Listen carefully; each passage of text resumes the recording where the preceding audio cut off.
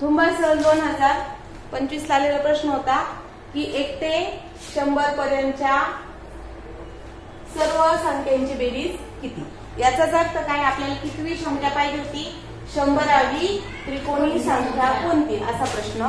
दोन्ही प्रश्नांचा अर्थ एकच की 100वी त्रिकोणी संख्या म्हणजेच 100 पर्यंतच्या सर्व क्रमवार संख्यांची बेरीज। मग त्यासाठी आपण काय करूया, 100वी त्रिकोणी संख्या काढण्याचं सूत्र लिहूया। 100वी त्रिकोणी संख्या म्हणजे पहिले कोण लिहायचा, 100 आणि त्याच्या पुढचा अंक 101 भागिले 2। आता 2 नी काय करायचंय, 100 ला किती आला भागाकार 50 आणि 50 गुणिले 101, तर 1 0 इथं कटला, इथे घेऊन टाकला, मग राहिला 5 1 5 5 0 5 1 कोणती संख्या आली, मग सर्व अंकांची बेरीज 1 ते 100 पर्यंत सर्व संख्यांची बेरीज किती आली, 5050 किंवा 100वी त्रिकोणी संख्या कोणती आली, 5050। दोन्ही प्रश्न त्यांचा अर्थ एकच आणि सूत्र पण काढण्याचं एकच, लक्षात ठेवा। छान आली उत्तर बघा। आपल्याला रोमन संख्या चिन्हावर आधारित गणित आलेलं आहे। m - d divided by l is equal to what। आणि आपल्याला माहिती आहे रोमन संख्या चिन्हाचे महत्त्वाचे अक्षर हे I म्हणजे 1, V म्हणजे 5 आणि x म्हणजे 10। आता बघा LCD-M हा क्रम लावताना तुम्हाला एक सोपं सूत्र सांगते। LCD म्हणजे टीव्ही, हा LCD कसा घ्यायचा, मोठा, कसा घ्यायचा, मोठा म्हणजे M। LCD कसा घ्यायचा, मोठा। मग L म्हणजे त्याच्या पुढचा अंक 50 100 D म्हणजे 500 आणि M म्हणजे 1000। अशा पद्धतीने यामध्ये क्रम लावामध्ये पण येतं, चढता क्रम लावा मग उतरता क्रम लावा, त्यावेळेस आपला हे सूत्र पाठ पाहिजे। LCD-M हे कोणत्या क्रमाने लिहिलेले, चढत्या क्रमाने लिहिले, लक्षात। आता M म्हणजे 1000 आणि D म्हणजे 500 बरोबर ना। M म्हणजे 1000 मायनस D म्हणजे 500 आणि M म्हणजे भागिले 50। आता सांगा पहिले कोणती क्रिया करायची, हे महत्वाचं आहे, कारण त्यांनी तिथेच फसवलं आपल्याला की पहिले वजाबाकी दिली आहे, पण आपल्याला माहिती आहे ही काय तयार झाली, पदावली। आणि पदावलीचा नियम असतो पंचे भागू बेळ, म्हणजे भागाकार गुणाकार पैकी जो एक नंबर असेल तो करायचा, मग बेरीज वजाबाकी बाकी पैकी जो एक नंबर असेल तो करायचा, बेरीज वजाबाकी। आता इथं बघा पहिले भागाकार केला किती आला, कटला 5 1 10 5 1 5 5 0 0 म्हणजे आलाय त्याचा भागाकार 1000 वजा 10 किती आलं, 990 असं उत्तर आलं का तुमचं।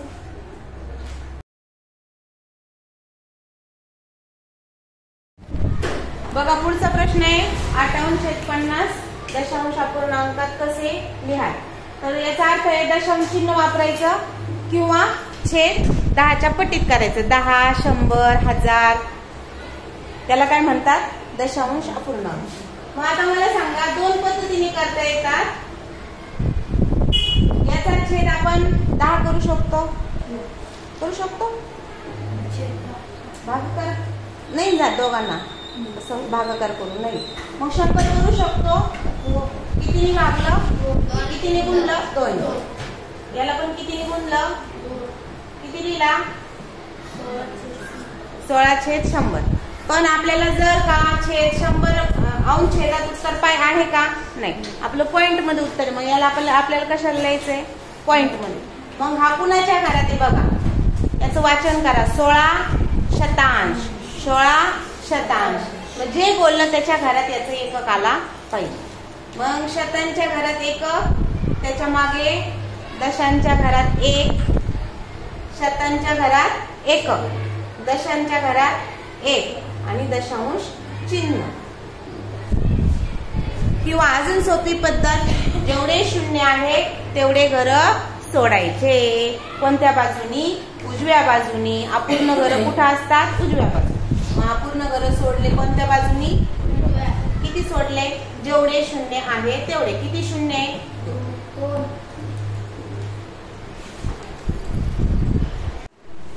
बघा उदाहरण, जागतिक पर्यावरण दिनानंतर किती दिवसांनी भारताचा स्वातंत्र्य दिन येतो? जागतिक पर्यावरण दिन कधी आहे? सैकन से जागतिक पर्यावरण दिन कधी आहे? 5 जून. आणि स्वातंत्र्य दिन कधी असतो? 15 ऑगस्ट. म्हणजे बघा आपल्याला किती महिने क्रॉस करायचे आहेत? जून, जुलै, ऑगस्ट. आता तुमचा आपला हा पर्यावरण दिन आहे, हा 5 तारखेला आहे. शब्द काय आहे? नंतर. म्हणजे पर्यावरण दिनाचा दिवस सोडून द्यायचा. तर पर्यावरण दिनाचे समजा जून महिना घेतला, जूनचे दिवस आपल्याला मोजायचे, तर जूनचे 5 दिवस सोडून द्यायचे, कारण तो 5 जूनला आहे. जूनचे एकूण दिवस 30 आणि 30 मधले पहिले 5 दिवस सोडून दिले तर आपल्याला दिवस किती मिळाले? 25. जुलै महिना अख्खा येतोय, त्यातली काटछाट करायची गरज नाही. किती दिवसाचा आहे? 30. आणि भारताचा स्वातंत्र्य दिन 15 तारखेला, म्हणजे 1 ऑगस्ट पासून 15 ऑगस्ट पर्यंत किती दिवस होतात?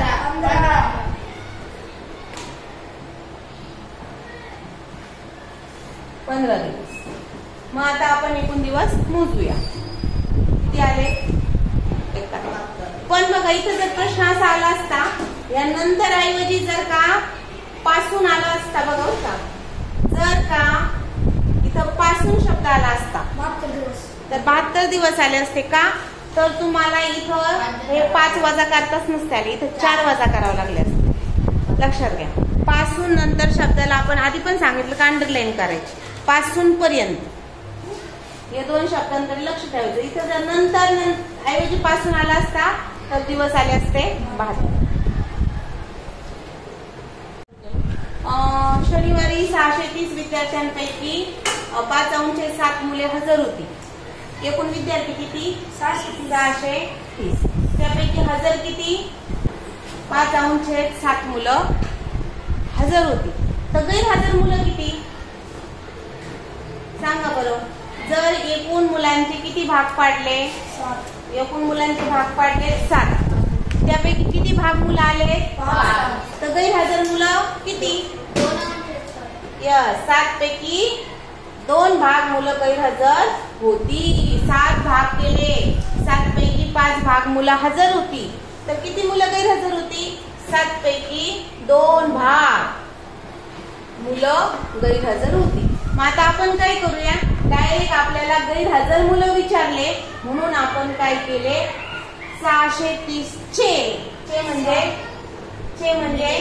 गुणिले. तर बघा 630 चे आपल्याला किती भाग काढायचे? 2/7 भाग काढायचे. चे म्हणजे काय? गुणिले. आणि भागाकार करून घ्यायचा. 7 ने याला भाग जातो का? जातो. 7 9 63 7 0 0. अंशात कोण राहिलं? 90 आणि 2. किती आले? 180 मुलं गैरहजर होती. बघा प्रश्न आहे, 5000 झाडे आहेत पैकी 2/10 झाडे आंबा आणि 3/15 झाडे फणस अशी आहेत. आणि उरलेली काजूची झाडे किती? आता ही आंबा फणसाची झाडे आपल्याला कशात दिलेली आहे? अपूर्णांकात दिलेली. आणि उरलेली काजूची झाडे आपल्याला काढायची आहे. म्हणजे थोडक्यात बागेत 3च प्रकारची झाडे आहे: आंबा, फणस, काजू. आता बघा आपल्याकडे एकूण झाडे 5000. त्यापैकी आपल्याला 2 झाडं माहिती आहे आंबा फणसाची. किती? 2/10 आधी 3/15. ही 2 झाडे आपल्याला 5000 मधून वजा करायची आहे. ही 2 प्रकारची झाडे आपल्याला 5000 मधून वजा करायची आहे.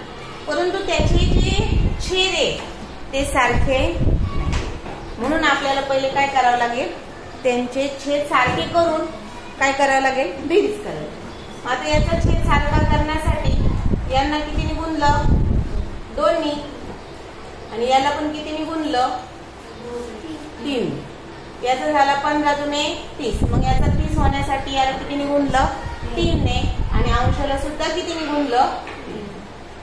आता बघा 3 दुने 6 3 दुने 6 म्हणजे अंशात आले 6 अधिक 6 आणि खाली आले दोघांचा छेद 30 30 झालाय छेद 30 म्हणजे 30 पैकी 12 किंवा 12 अंश छेद 30 हे याची बेरीज झालेली आहे. म्हणजे काय आंबा आणि फणस मिळून किती झाडं गेली तर 30 पैकी 12 किंवा 12 अंश छेद 30 झाडं कशाची होती आंबा आणि फणसाची होती. ती आपण काय करू काढून टाकू. ती काढू किती आहे मग 1 0 कटला 1 0 कटला 3 1 3 3 चे 12 3 1 3 ठीक आहे असेच ठेवूया. मला करेक्शन करावं लागेल त्याचं. 3 1 0 कटला 1 0 कटला 3 1 3 3 चौक 12 आणि 4 आणि 500 याचा गुणाकार केला किती आला 2000. याचा अर्थ असा की आंबा आणि फणसाचे भाग होते 30 पैकी 12 म्हणजे किती झाड होते 5000 चे 12 अंश 30 म्हणजे 2000 झाड आपण काढली. हे झाड कशाचे होते आंबा फणसाचे. मग उरलेले झाड 5000 झाडांमधून 2000 झाड वजा केले तर किती आले 3000 झाड कशाची आली. आता बघा बरेच वेळा असं येतं की 12 अंश 30 12 अंश 30 ते असे विचारतात की किती झाडं राहिली आणि ते पण अंश छेदात विचारतात. मग मला सांगा 30 पैकी किती झाडं राहिली. मग उरलेली झाडं फणसाची तर किती झाडं फणसाची ते आकड्यात नाही अंश छेदात किती 30 पैकी 18 अंश 30 झाडं कशाचे काजू.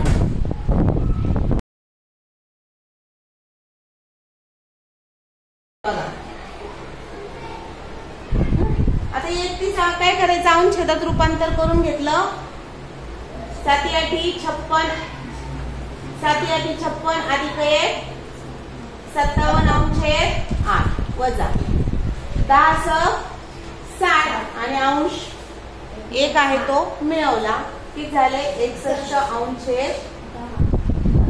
छेद तसं राहतो. आता याचं काय केलं आपण छेद सारखा केला तर 80 येऊ शकतो छेद म्हणून याला काय केलं आपण 10 नी छेदाला गुणलं अंशाला सुद्धा किती गुणावं लागल 10 आणि छेदाला जर 8 नी गुणलं तर अंशाला सुद्धा किती गुणावं लागल 8. किती आलं उत्तर अंशाचा गुणाकाराला 570 आणि छेदाचा गुणाकाराला 80. आता इथे 8 1 8 आणि 8 48 488 छेदाचा गुणाकार 80. आता 80 तसंच राहणार आहे आणि वजाबाकी किती आली वजाबाकी किती आली 80.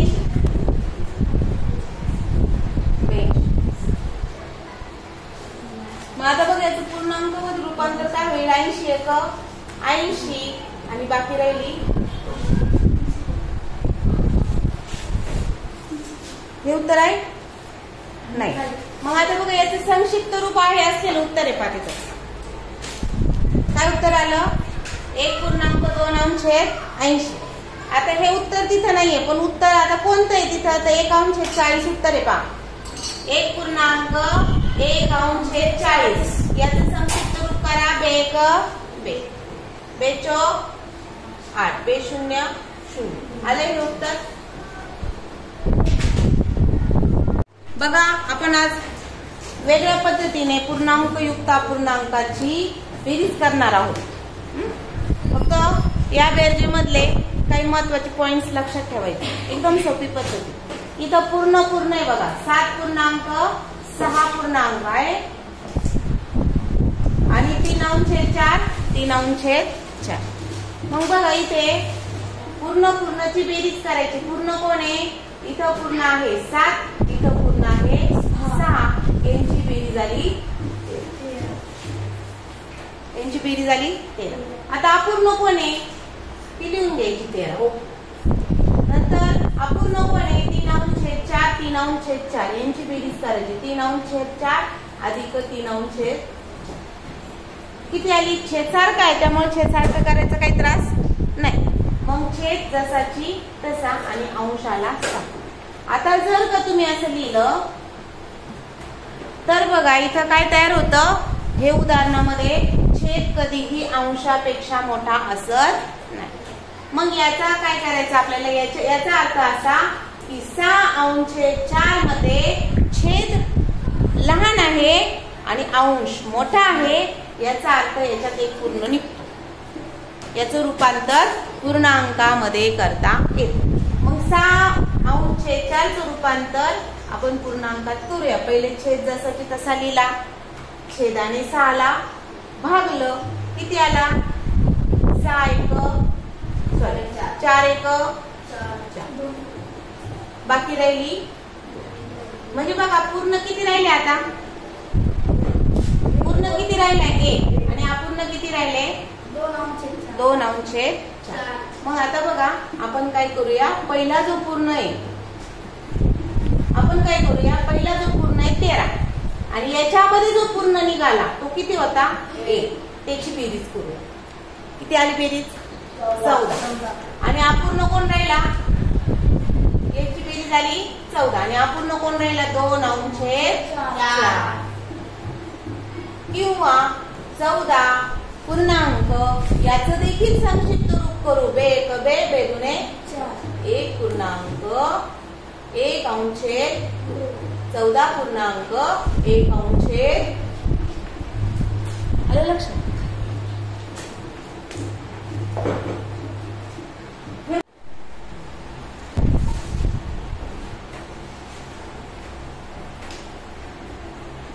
एका हौदात रमेशने 4/7 भाग पाणी भरले म्हणजे टाकले. अजून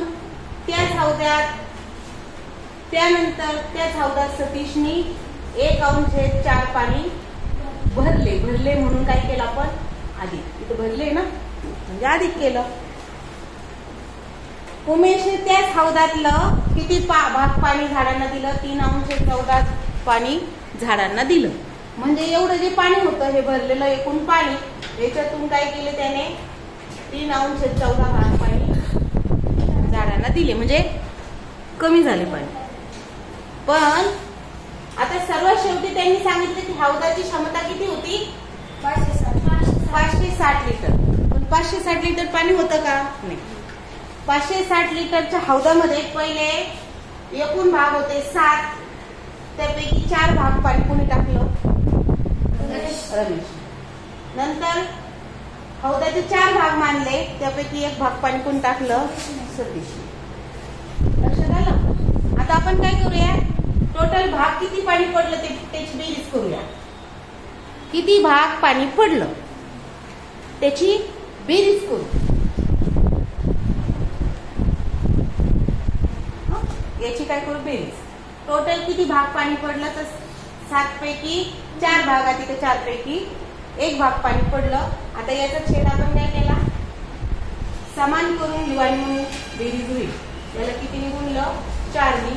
अंशाला सुद्धा किती गुणलं? 4. छेदाला किती गुणलं? याच्या छेदाला 7 नी.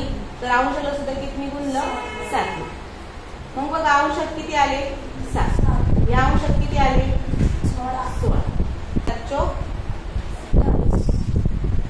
एवढं पाणी भरलं.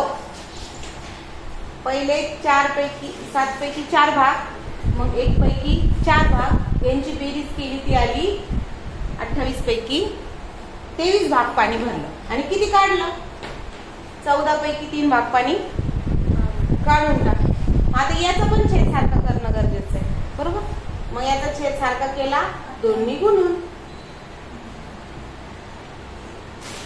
किती भाग पाणी शिल्लक राहिलं?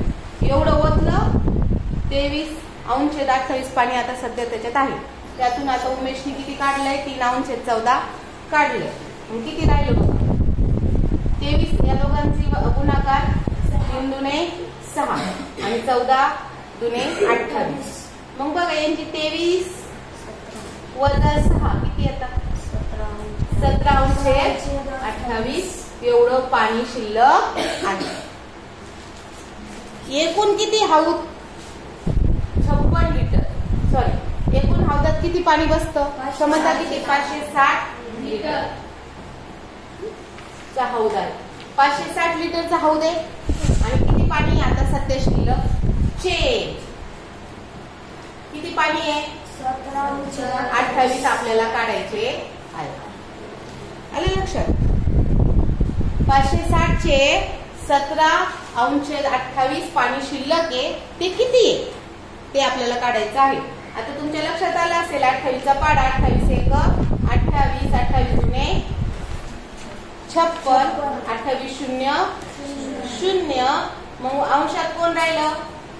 चे म्हणजे गुणिले 20 गुणिले 17 340 पाणी शिल्लक काढलं. कोणाला समजलं हे? नक्की काय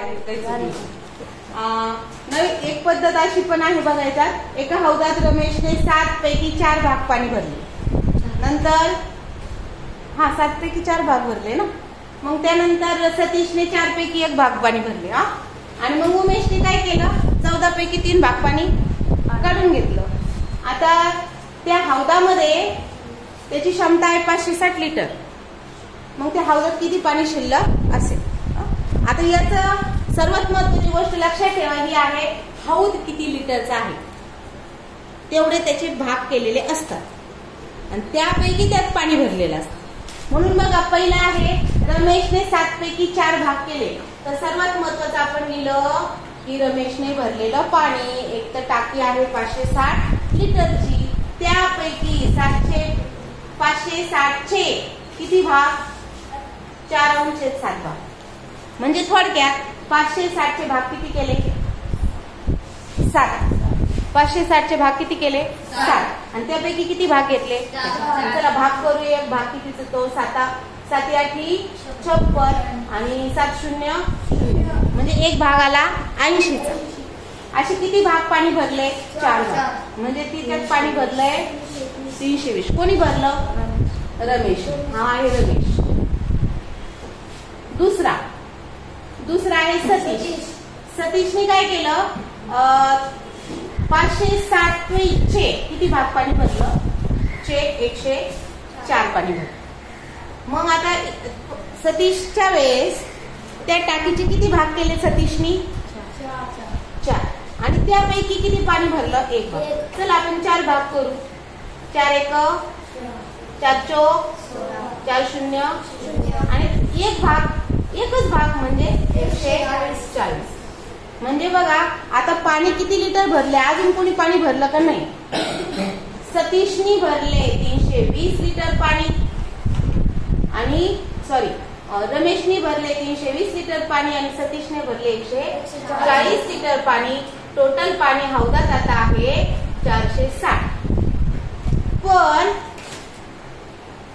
उमेशने त्याच हौदाचा 3/14 भाग पाणी झाडांना घातले. हौदाचे म्हटले म्हणून हौदाचा पूर्ण क्षमता किती आहे? 560. 560 पैकी 560 चे घेतले की तुम्ही 560 घेतले का 460 घेतले? 560 घेतले ना. याचं कारण काय? कारण शब्द असा होता उमेशने त्याच हौदाचा 3/14 भाग पाणी झाडांना टाकले. त्यांनी असं नाही म्हटलं का ते पाणी जे होतं हौदामध्ये त्या पाण्यापैकी. असं जर म्हटलं असतं तर आपल्याला किती पाणी घ्यावं लागलं असतं? 460. पण त्यांनी असं म्हटलं का? हौदात असलेल्या पाण्यापैकी 3/14 म्हटलं का? नाही. त्यांनी म्हटलं हौदाचा 3/14 भाग. मग हौद कितीचा आहे? 560. त्याचे 3/14 किती येतात बघा? 14 14 चौक 14 एक 14, 14 चौक 56 आणि एक शून्य राहिलेला आहे 14 शून्य शून्य. म्हणजे याने किती लिटर पाणी झाडांना दिलं? 120 लिटर पाणी झाडांना दिलं. तर किती पाणी शिल्लक असेल? आता आपल्याला कळलं की याचं किती पाणी वापरलं 120 लिटर. एकूण पाणी होतं 460, वापरलं पाणी 120 वापरले. तर किती राहिले मग? 340. 340. ही सुद्धा पद्धत सोपी. उदाहरण आहे 2.25 किमी बरोबर किती डेसिमीटर. असं उदाहरण आहे. पूर्ण दिसते बघा पुढे. 2.25 किमी कसं लिहितो आपण? 2.25 म्हणजे 2 किलो आणि 250 आणि 250 मीटर किमी ना. मग मला सांगा हे काय? किमी. आणि परिमाण वाचतो आपण किमी. परत वाचूया परिमाण. वाचूया. वाचा परिमाण. किमी. किमीच्या घरात काय आलं पाहिजे? म्हणजे किलोमीटर. किलोमीटरच्या घरात काय लिहायचं? एकक. दिलेल्या परिमाणाचं काय लिहायचं? एकक. मग यामधला एकक कोण आहे? हा एकक आहे की हा एक? हा एक की हा एक? हा एकक आहे. मग एकक लिहिला 2, 250 आणि किती डेसी? कुठपर्यंत मोजायचंय? डेसी पर्यंत. 1 शून्य लिहून टाकायचं. असं उत्तर आहे का आपल्याकडे? कितवा पर्याय आहे? 22,500 डेसी.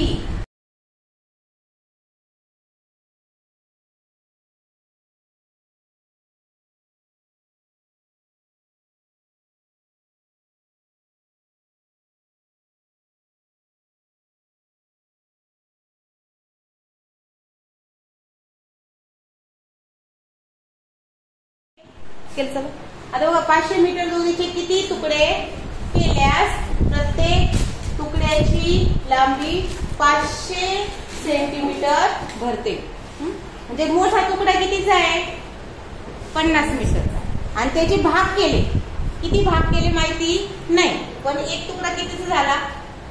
500 सेमीचा. मग बघा 50 मीटर आणि एक तुकडा कितीचा? 500 सेमी.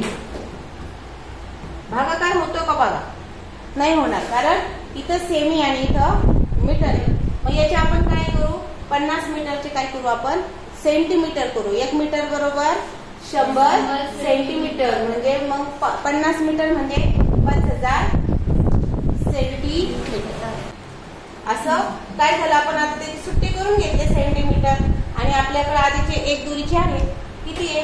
500 सेंटीमीटर. झाले का दोन्ही परिमाण सारखे? आता तुम्ही भागाकार करू शकता. भागाकार काटाकाटी.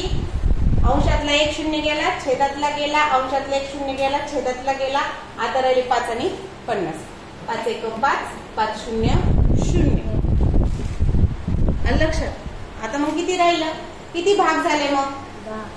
5000 सेंटीमीटरचे 500 सेंटीमीटर, 500 सेंटीमीटर, 500 सेंटीमीटर असे किती भाग झाले? 10 भाग झाले. त्यालाच आपण काय म्हणतो?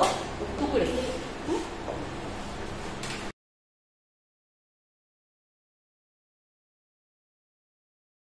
1000 किमतीचा मोबाईल केवढ्याला विकला? 1250.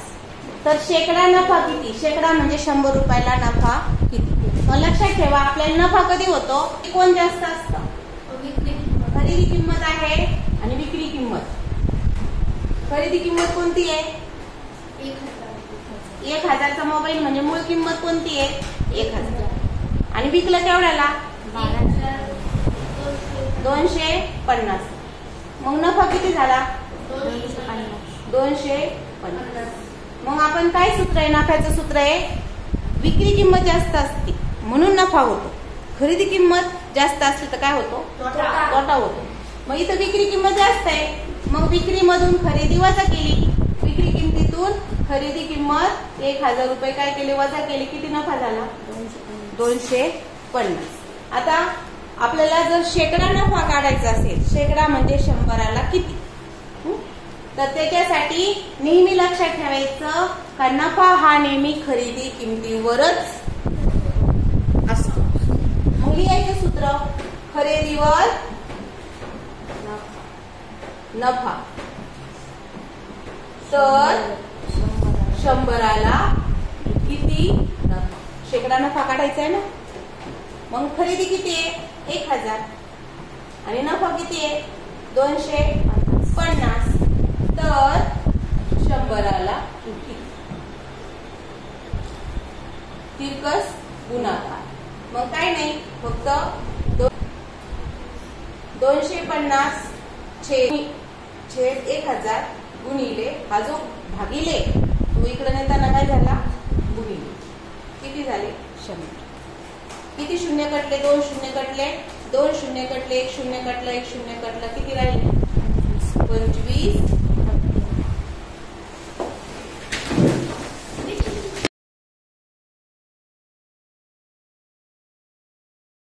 125% बरोबर 125, तर x बरोबर किती असं उदाहरण आहे. आणि आपल्याला लक्षात घ्या x चे म्हणजे काय गुणिले 25% म्हणजे छेद 100 आणि 125. आता हा जो 125 आहे हा तिथंच राहणार आहे. आपल्याला कोण काढायचा आहे x, याला इकडेच ठेवायचं, याला याच साईडला ठेवायचं आणि बरोबर उरलेले जेवढे आहेत ना सगळ्या संख्येत पलीकडे घेऊन जायच्या बरोबरच्या चिन्हाच्या. मग बरोबरच्या चिन्हाच्या पलीकडे नेताना जर इकडं बेरीज असेल तर इकडे जाताना वजाबाकी होते, इकडे वजाबाकी असेल तर इकडे जाताना बेरीज होते, इकडे गुणाकार असेल तर इकडे जाताना भागाकार होतो. आता बघा इथं काय माहितीये का गुणाकारच आहे आणि याला इकडे घेऊन जायचंय. तर थोडक्यात काय झाला याचा व्यस्त होतो, हा अंश छेदात आहे ना हा भागाकारच आहे, याचा व्यस्त होतो. व्यस्त म्हणजे काय कोण सांगेल, व्यस्त शिकवलेला आहे. अंश वरती जातो आणि छेद खाली येतो. मग गुणिलेचं चिन्ह तसंच राहणार आणि याचा व्यस्त होणार, तो काय होणार याचा व्यस्त काय होणार 100 अंशात गेला आणि 25 छेदात आला. आता 25 एक 25, 25 चौक 100, 125 गुणिले 4 किती झाले 125 गुणिले 4 500, 125 गुणिले 4 500. आता बघा तुम्ही सगळ्यांनी उदाहरण सोडवलेलं आहे, सगळ्यांनी दाखवलं. बघा दर 6 दर 10 दर आहे. दर किती आहे 10, दर किती आहे 10, शेकडा 10 आहे म्हणजे 10%. नंतर तो 20,000 रुपयाचे किती रक्कम व्हायची 25,000 रक्कम होण्यासाठी, म्हणजे मूळ रक्कम किती आहे 25,000. मूळ रकमेला काय म्हणतात मुद्दल. आणि होण्यासाठी किती कालावधी लागेल म्हणजे काय काढायचं आहे कालावधी म्हणजे काय काढायची आहे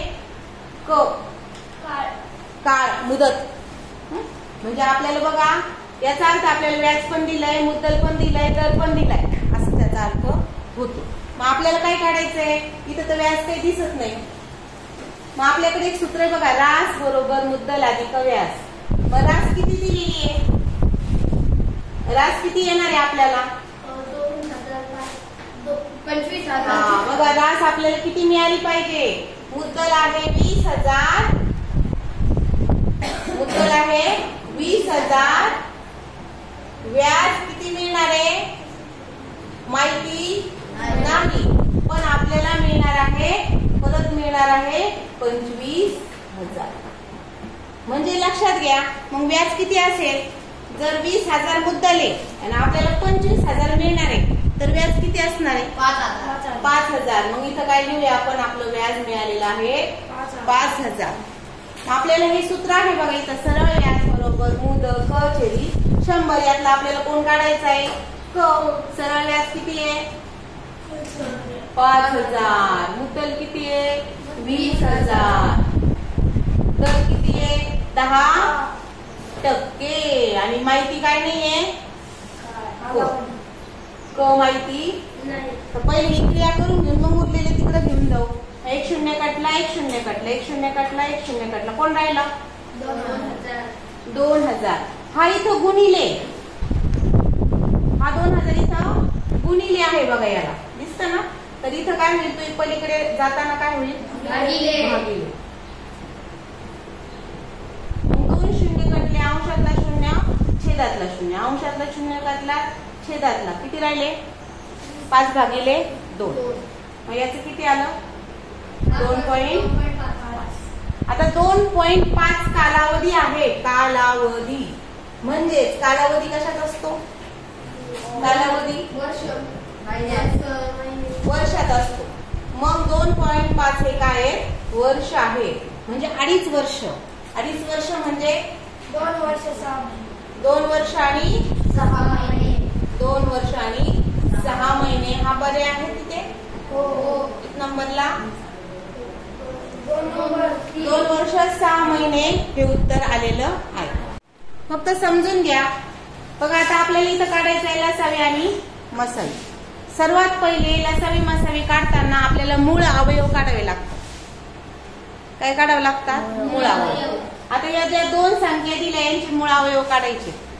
पण एक सोपी पद्धत मी तुम्हाला याच्या आधी सांगणार आहे. यांचा मसावी काढणे, तोंडी मसावी काढता येतो. मसावी म्हणजे मोठ्यात मोठा म्हणजे महत्तम सामायिक विभाजक. म्हणजे विभाजक काढायचं, मोठ्यात मोठा विभाजक ज्याने आपल्याला भाग देतो तो. मग आता याच्याकडे बघा, 32 आणि 48 कडे बघा. आणि या संख्येला मोठ्यात मोठ्या कोणत्या संख्येने भाग जातो? 16. काही म्हणतील 8 ने जातो, काही म्हणतील 4 ने जातो. त्याच्या पुढे जायचं, 8च्या पुढे 16. याला 16 दुने 32 आणि 16 त्रिक 48. याच्यापेक्षा मोठ्या संख्येने भाग जात. म्हणून डायरेक्ट मसावी लिहिता येतो आपल्याला. किती? ह्या दोघांकडे पाहिल्याबरोबर आपल्याला कळतं याला मोठ्यात मोठ्या कोणत्या संख्येने भाग जातो. विभाजक कोण याचा? तर आहे 16. परंतु लसावी काढायचं असेल तर मात्र आपल्याला काय करावं लागतं? त्याचे मूळ अवयव पाडावे लागतात. आता बघा, 32 चे मूळ अवयव आपल्याला पाडायचे आणि 48 चे सुद्धा मूळ अवयव आपल्याला पाडायचे. आता बऱ्याच वेळा असं होतं की आपण कुठेतरी एखादी पद्धत बघितलेली असते, ती आपल्याला खूप सोपी वाटते. मूळ अवयव पाडायचे म्हणजे मूळ संख्याच आल्या पाहिजे.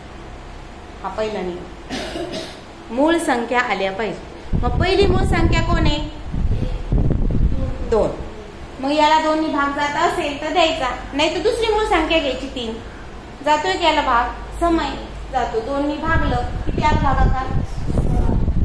आता हा 16 आहे. याला सुद्धा अशाच संख्येने भाग द्यायचं जी मूळ आहे. मूळ अवयव पाडायचा आहे. मग 2 नी जातो कारण समय आहे. मग 2 8 किती आला भागाकार? 8. किती आला भागाकार? 8. आता याला सुद्धा कोणत्या संख्येने भाग द्यायचा? जी मूळ आहे. कोण येते मूळ? 2. किती आला भागाकार? याला सुद्धा कोणत्या संख्येने भाग द्यायचा? जी मूळ आहे. कोणती आहे? पहिली. 2. जातोय म्हणून, नाही गेलं तर पुढची घ्यायची मूळ संख्या. आता या 2 ला सुद्धा कोणत्या संख्येने भाग द्यायचा? जी मूळ आहे. कोणती मूळ? 2. किती भाग? हा हे झाले 32 चे मूळ अवयव. 2 गुणिले 2 गुणिले 2 गुणिले 2 गुणिले 32 हा कोणत्या मूळ अवयवांच्या रूपात लिहिता येतो? 2 गुणिले 2 गुणिले 2 गुणिले 2 गुणिले 2 या मूळ अवयवाच्या स्वरूपात लिहिता येतो. आता 48 सुद्धा मूळ अवयव पाडायचे आहे. मग याला सुद्धा बघा, समय म्हणून कोणी भाग जातो? समय म्हणून कोणी भाग जातो? 2. 2 दुने 4, 2 4. आता 24 सुद्धा समय म्हणून कोणत्या मूळ अवयव त्यांनी भाग जातो? 2. 2 1 2 2 दुने. आता 12 समय म्हणून याला सुद्धा कोणत्या मूळ संख्येने भाग जातो? 2. 6. याला सुद्धा कोणी भाग जातो? 2. 2 3. आता याला 2 नी जातो का? पुढची मूळ संख्या जाईल.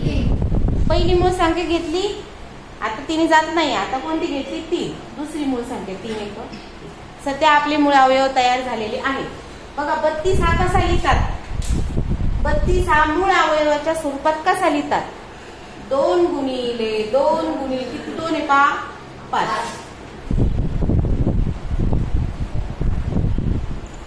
हा 32 हा मूळ अवयवाच्या स्वरूपात असा लिहितात। आता बऱ्याच वेळा असं उदाहरण नवोदयला पण आलेलं आहे, आठवत असेल तुम्हाला की मूळ अवयवाच्या स्वरूपात कोणता लिहिलाय, तर मध्येच तुम्हाला 16×2 दिसला, तुम्ही ते लिहिणार का? नाही। मूळ अवयव म्हणजे मूळ अवयवच ती संख्या मूळ असली पाहिजे। आता 48 हा मूळ अवयवाच्या स्वरूपात कसे लिहिणार, तर 2 गुणिले 2 गुणिले 2 गुणिले 2 गुणिले 3 गुणिले 3। आता आपल्याला मसावी काढायचा आहे पाहिजे, आपण डायरेक्ट काढला होता पण आपल्याला आधी आता इथं काढायचंय। मसावी म्हणजे दोघांमधले सामायिक मूळ अवयव, दोघांमधले सामायिक मूळ अवयव। आता बघा या 2 आणि 32 चे मूळ अवयव आणि 48 चे मूळ अवयव मध्ये जे जे सामायिक आहे ते पहिले आपण लिहून घेणार। पहिला सामायिक, दोघांमधला सामायिक आहे, आपण पहिले 16 लिहिलेला आहे पण 16 येतो का बघू, 2 दिसते का? दुसरा बघा त्याला वेगळी खूण करू, 2। तिसरा बघा सामायिक आहे 3, अजून चौथा सामायिक आहे, आता सामायिक आहे का पहा, नाही। समान अवयव आहे का? मग हा तसाच ठेवला, किती सामायिक आहे, एवढे सामायिक आहे, त्यांचा गुणाकार येतो बेदुने 4, 4 दुने 8, 8 दुने 16, तो आपण तोंडीच काढला होता ना तोंडी। आता बघा आपल्याला लसावी काढायचा आहे। लसावीचा एक नियम आहे, लसावी मध्ये मसावी असतोच, लसावी मध्ये मसावी असतो। मग मसावी घेऊन टाकला, किती 16, लसावी मध्ये मसावी घेऊन टाकला। आता बघा उरलेले जे 2 आहे ना ते तिथे घेऊन घ्यायचे, उरलेले 2 अंक, कारण ते सामायिक नाही, 2 एक टाइम 3 एक टाइम, मग 2 गुणिले 3। आता यांचा गुणाकार करायचा, तो येतो या दोघांचा गुणाकार 6, या दोघांचा गुणाकार 6, 16, 96, लसावी किती आला, 6। आलं लक्षात?